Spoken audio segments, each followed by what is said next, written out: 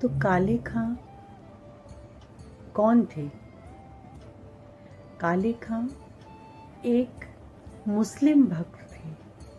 मदन मोहन जी के मंदिर में काले खां झाड़ू लगाना, जल छिड़काव करना, ये उनका काम था काले खां का। वो नित्य मदन मोहन जी के मंदिर जाते थे। ऐसे तो वो मुस्लिम थे, लेकिन वो उनका काम मदन मोहन जी के मंदिर में जाना, झाड़ू लगाना, जल छिड़काव करना, साफ सफाई का काम करना, यही उनका काम था। लेकिन क्या था कि उनकी पत्नी बहुत रूखे स्वभाव की थी, बहुत उनके प्रतिकूल थी, अनुकूल नहीं थी। बहुत घर में किचकिच करना, लड़ाई झगड़े करना, यही उसका काम था। तो काले खां चाहकर भी घर नहीं जाते थे। उनका काम खत्म हो जाता था तो वो मंदिर में ही बैठे रहते थे, और एक खिड़की थी जहाँ से वो बस मदन मोहन जी को निहारते रहते थे।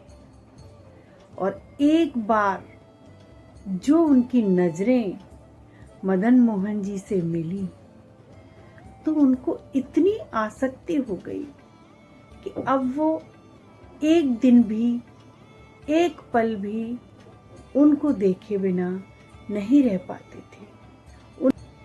रोज का नियम था कि वो सुबह में अपना काम साफ सफाई करने का काम खत्म करके वो वहीं बैठ जाया करते थे, और उसी खिड़की से वो मदन मोहन जी को निहारा करता था।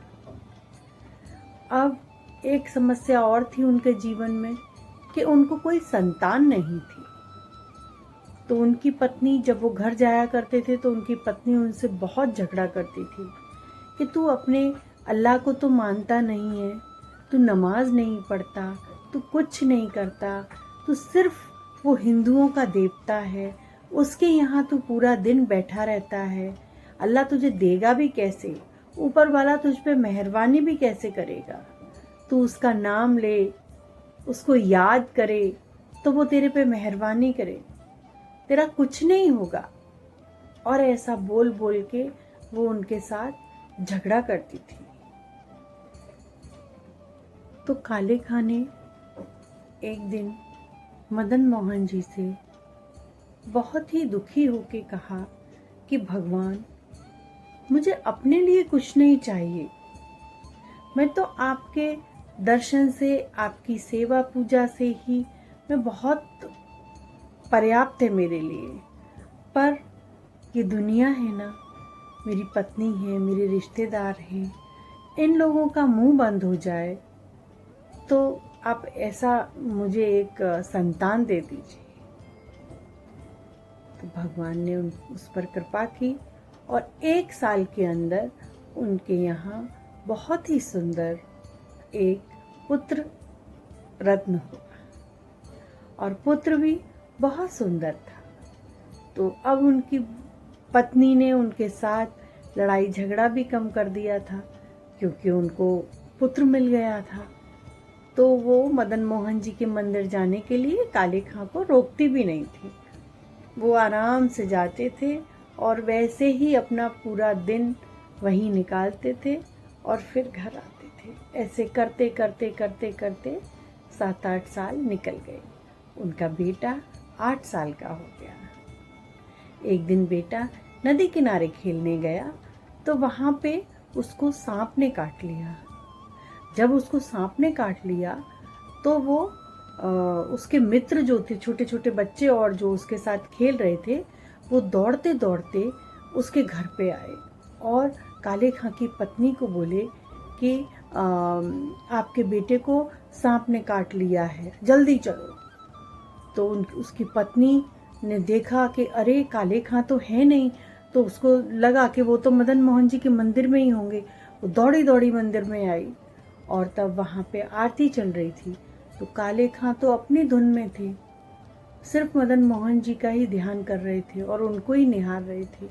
और उनकी पत्नी ने आके उनके पास कहा कि अरे अपने बेटे को सांप ने काट लिया है, तुम यहीं खड़े हुए हो, इनकी निहार रहे हो, और मेरे बेटे को आज कुछ हो गया तो मैं तुम्हें नहीं छोड़ूंगी, मैं किसी को नहीं छोड़ूंगी, जल्दी चलो, किसी झाड़ फूंक करने वाले को लाना पड़ेगा, नहीं तो अपना बच्चा बचेगा नहीं, हाथ से निकल जाएगा। लेकिन ये काले खां तो अपनी भक्ति में ही मगन थे, इनको कुछ भी सुनाई नहीं दे रहा था। तो क्या होता है ना कि मतलब जब हम कोई पूजा पाठ में होते हैं तो इतने मन से करनी चाहिए कि आपके आसपास क्या हो रहा है आपको पता ही ना चले। तो वैसी स्थिति काले खां की थी। तो उनकी पत्नी ने उनको झकझोरा और कहा कि मैं जा रही हूँ, जल्दी से आओ, तुम कोई झाड़ फूक वाले को लेके आओ। और वो सीधा घाट पे पहुंच गई। अब उसने देखा कि बच्चा पूरा नीला पड़ा हुआ है और वो रोने लगी, बहुत रो रही थी वो।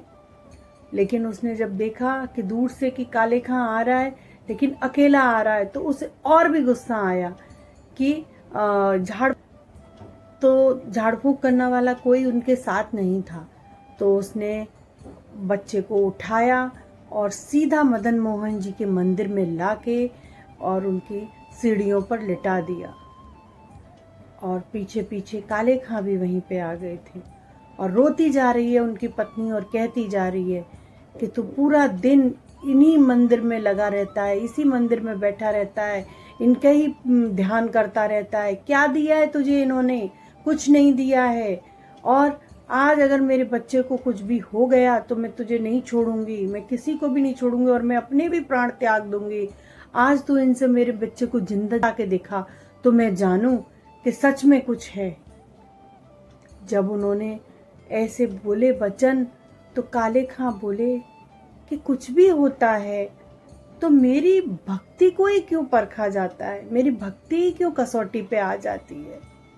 और वो काले खां के आंखों में से भी आंसू बह रहे थे और कहा, प्रभु मैंने तो आपसे इसको भी नहीं मांगा था, मुझे इन सब चीजों का कोई काम ही नहीं है, क्योंकि मेरे को इन सब चीजों की जरूरत ही नहीं है। मुझे तो आपकी सेवा मिल गई, आपकी पूजा मिल गई, भक्ति मिल गई, मेरे लिए यही बहुत है।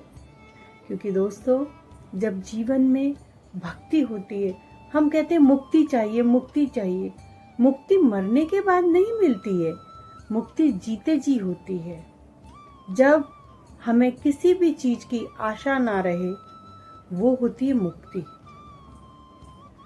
तो काले खां को तो कोई आशा नहीं थी, लेकिन वो रो रहे हैं और कह रहे हैं कि प्रभु आज भी आपको इसको जिंदा करना पड़ेगा, मेरी भक्ति का सवाल है, तेरी शक्ति का सवाल है। जब उन्होंने ऐसी प्रार्थना की और रोए और रो रहे हैं और कहते जा रहे हैं, तो फिर क्या था, कृष्ण जी ने आ गए, प्रकट हो गए। और प्रकट होने के बाद में सब लोगों ने देखा, वहां पे पूरा सब जमा हुए थे, कितने लोग वहां पे, पूरा उनका मोहल्ला नगर सब आ चुका था। तो सबने देखा कि जो बालक नीला पड़ा हुआ है उसकी पूरा बदन का रंग बदल गया, जैसी उसकी नॉर्मल रंग था वैसा रंग हो गया। और वो खड़ा हो गया और खड़ा होके कहने लगा, अरे वो कहाँ गया, वो कहाँ गया, वो कहाँ गया। तो माँ ने तो उसको हृदय से लगा लिया और छाती से चिपका लिया और बहुत प्यार करने लग गई। तो लेकिन वो बालक बार बार पूछे जा रहा था, वो कहाँ गया, वो कहाँ गया। तो सब लोगों ने कहा, कौन कौन कौन कहाँ गया? अरे नहीं, वही बालक, सुंदर सा, इतना प्यारा सा, जिसके मोर मुकुट लगा हुआ था, उसने ही तो मुझे खेलने के लिए बुलाया था, तभी तो मैं तो सो गया था, इसीलिए तो मैं जागा हूँ, वो कहाँ है? और जब काले खां ने ये बात सुनी तो वो तो भगवान का इतना शुक्रिया करने लगे, रोने लगे, आंखों से आंसू बहते जा रहे हैं और कहते जा रहे हैं कि हे प्रभु, मैंने आपकी भक्ति की और आपने मेरे बेटे को दर्शन दिए हैं, आपने मेरे बेटे पर कृपा की है, आपने उसको जीवन दान देके मेरे ऊपर कृपा की है। तो दोस्तों आपका विश्वास पक्का होना चाहिए, जैसे काले खां का विश्वास पक्का था। उन्होंने सिर्फ कृष्ण कृष्ण कृष्ण कृष्ण कृष्ण कृष्ण कृष्ण कृष्ण कृष्ण कृष्ण कृष्ण कृष्ण ही कहा था, और कृष्ण पल भर में उनके पास थे। और उनका दुख कितना भी बड़ा था, वो खड़ा नहीं रह पाया कृष्ण के पास। उसमें इतनी हिम्मत ही नहीं थी, इतनी शक्ति नहीं थी कि वो खड़ा रह सके। तो आपका विश्वास पक्का होना चाहिए, उसमें कोई शंका नहीं होनी चाहिए कि भगवान ये काम होगा कि नहीं होगा। नहीं, होगा ही, ऊपर वाला करेगा ही, भगवान करेंगे ही, ऐसा भरोसा होना चाहिए। तो राधे राधे जपते रहिए। राधे राधे।